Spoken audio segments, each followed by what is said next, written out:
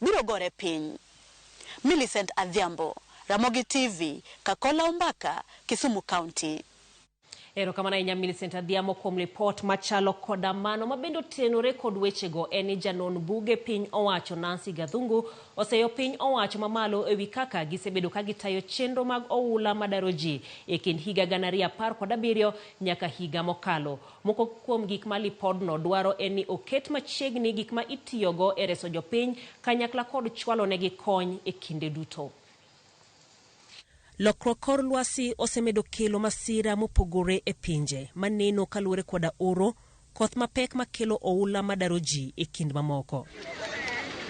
Lipod janon buge mapachoka ne ng'iyo kaka piny owacho osetayo chenro mag daro ji ahinya gwenge ma oula thoro dare ji e counties ma Baringo, Narok, Busia, Garissa, Tana River kod Kisumu.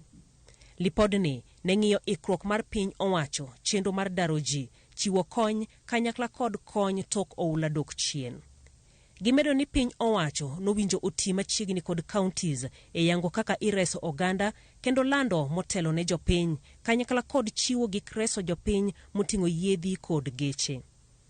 Omedo ni kaunti ma Kisumu nigi kuonde jot 6 moket tenge, kata kamano okoritgi maber mamiyo jopiny jote skunde kod kanise mabende piny owacho ne okokonyo e rito.